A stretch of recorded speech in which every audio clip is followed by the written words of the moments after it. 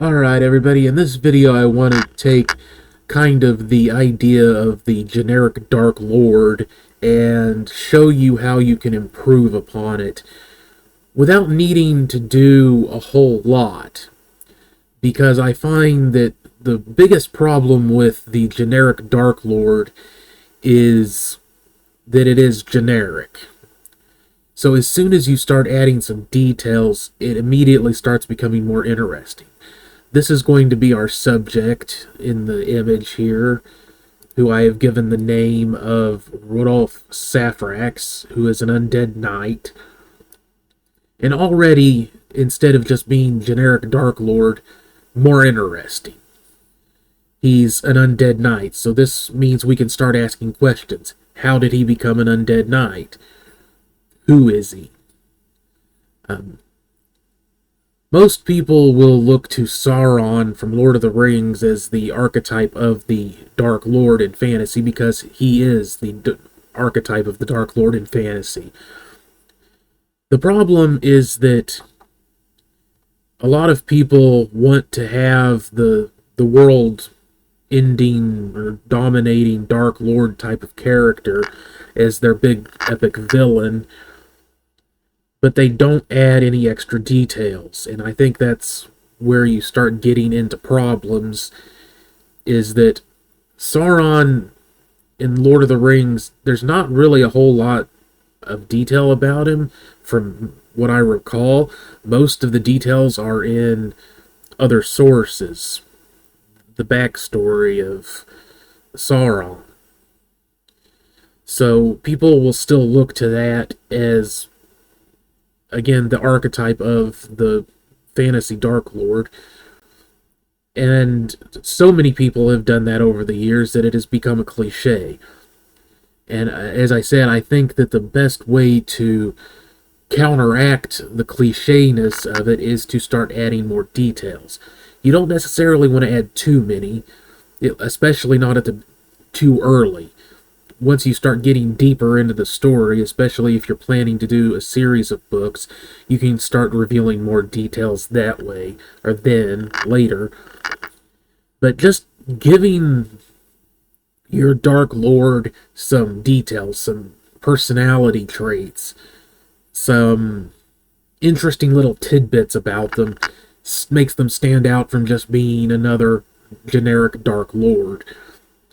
So an undead knight is, again, immediately more interesting because it's not just Dark Lord, undead knight. It's something specific. And we give him a name. A full name, not just Sauron.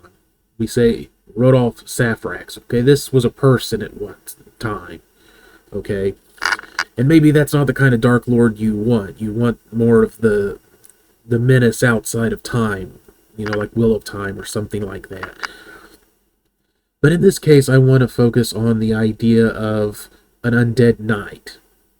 And how we can take this from being just generic Dark Lord, evil bad guy, to being someone menacing but interesting. So we start asking questions here. How did he become an undead knight?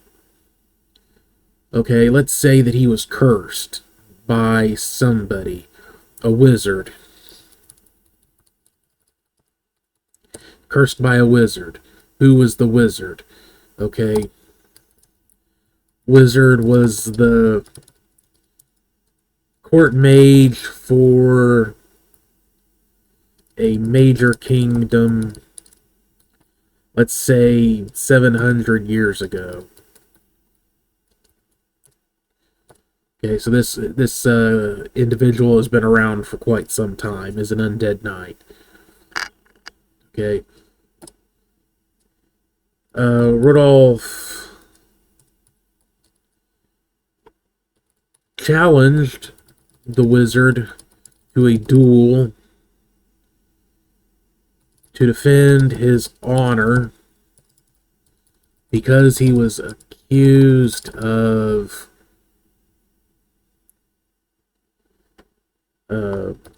sleeping with a princess. Okay, sleeping with a princess, getting her pregnant. Okay, so now we are building up this idea of an undead knight who potentially in life was a bit of a no good guy, or actually, let's make him a little bit of a tragic figure. Uh, they were in love, but their relationship was forbidden.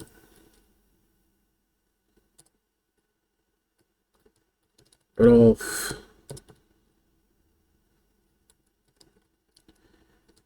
killed the mage,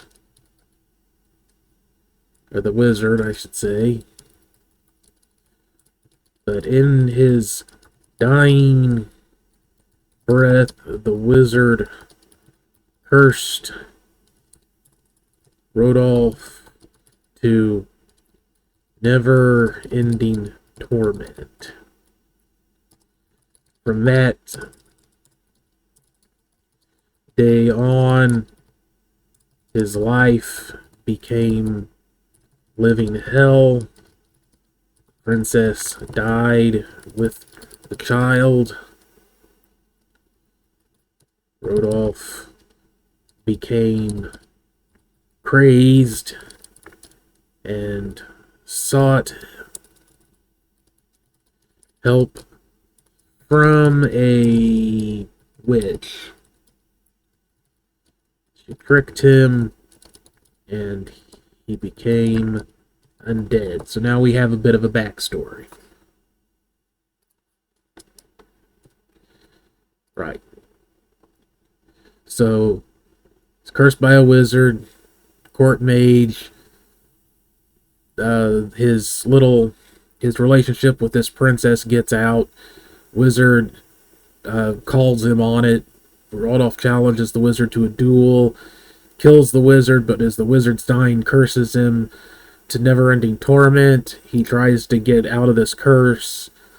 He gets a bit crazy. He goes, seeks the help of a hag, a witch, who tricks him, and he becomes undead. Okay, now we've got an interesting and more personal and tragic backstory for this particular Dark Lord. So how does he play a role in a story? Where would you fit him in? He's not so much your Sauron type of world-eating Dark Lord necessarily, but we could say that leads an army of undead and fell creatures from his keep deep in the ruined lands. We'll say that there was a massive war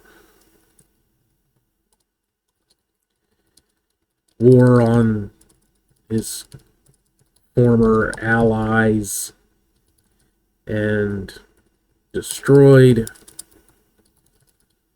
their land, creating the ruined lands. So he destroyed his former kingdom and created his own domain, the ruined lands, and now he has an army that he leads from there. He leads this army out to torment the living because his curse was never lifted.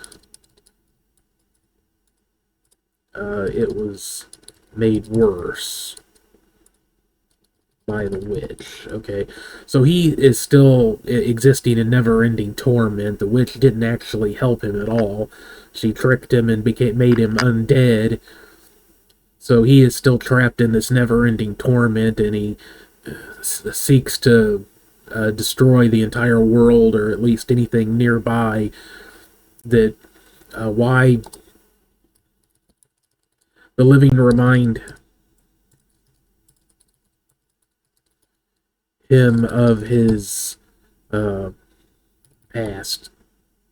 So he seeks to destroy all things that trigger his memories. So there we have a more interesting Dark Lord, an undead knight that wants to destroy the living because it reminds him of things he doesn't want to remember, and he can't get away from it. So it's kind of a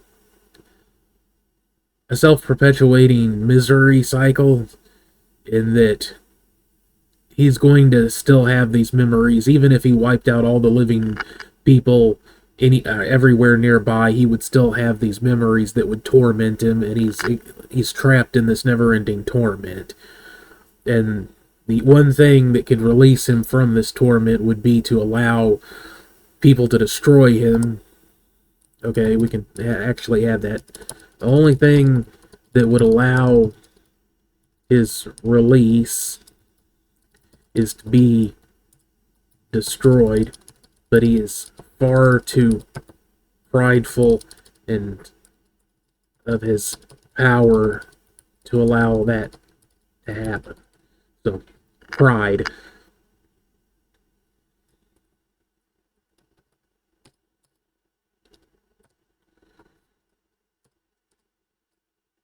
Yeah, whatever.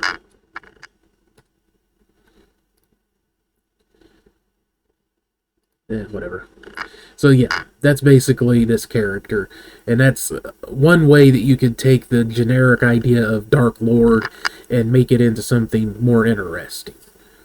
And again, all I'm doing here is just letting things pop into my head and then running with it. So I started off with, I want to do an undead knight. That's interesting. I found, used a random generator to give him a name, and the rest of it was just riffing.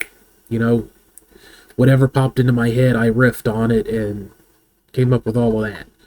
And you can do the same thing. It's a skill that you have to develop, the ability to just riff off of stuff like that. But once you get into the flow of it, you will find that things will just pop into your head and you can just roll with it. Okay? And the first thing that you come up with, you don't have to stick with it.